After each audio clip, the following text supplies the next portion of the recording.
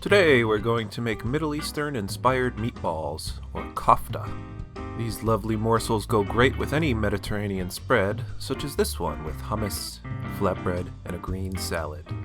Full disclosure, these meatballs are a bit well done as pictured, maybe even burnt. But that's partially because the beef I used was far too lean and had very little fat, in addition to my forgetfulness and a bit of overcooking. But I had all the footage for the process itself, so I'm just going to run with it. Here are the ingredients. Of course, we have our meat.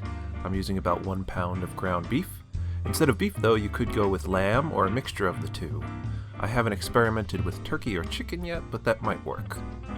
As I discovered while making this, though, my meat was far too lean, leaving me with a fairly dry final product, overcooking notwithstanding.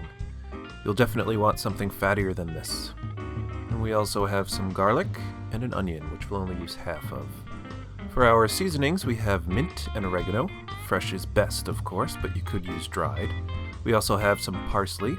I should be using fresh, but I only have dried. As well as coriander, cumin, salt, and pepper. I also have some unpictured cinnamon and some cayenne pepper for heat. The cayenne is optional, the rest is not, for an authentic and satisfying blend. Begin by cutting the onion in half and grating half of it into a mixing bowl.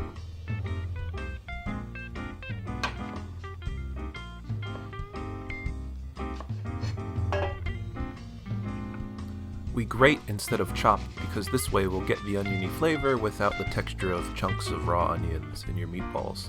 You could use onion powder instead, of course, in a pinch though, for the same effect. Press 3 cloves of garlic into the bowl, or alternatively mince them. But again, for the purpose of texture, pressing is probably best. Next, add in our fresh herbs, our oregano and mint, in this case, about a tablespoon each when chopped.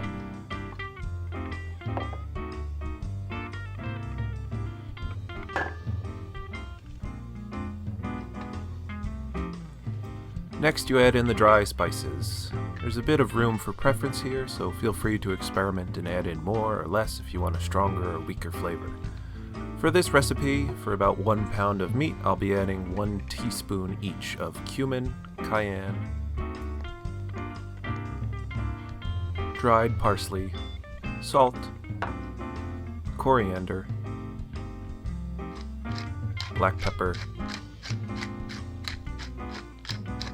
and cinnamon. Then mix thoroughly.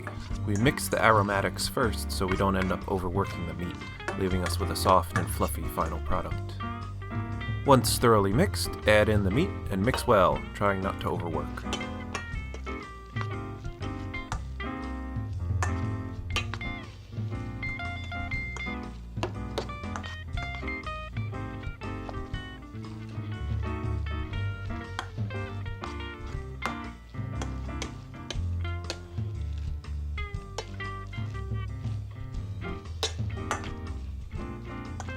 Form the balls in the palm of your hand, again trying not to overwork the meat, and place on a baking sheet.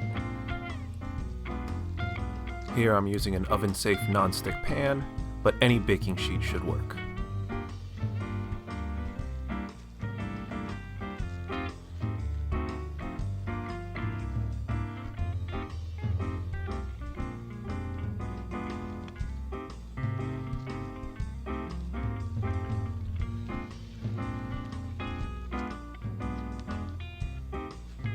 Cook for about 12 to 15 minutes until they are done to your liking.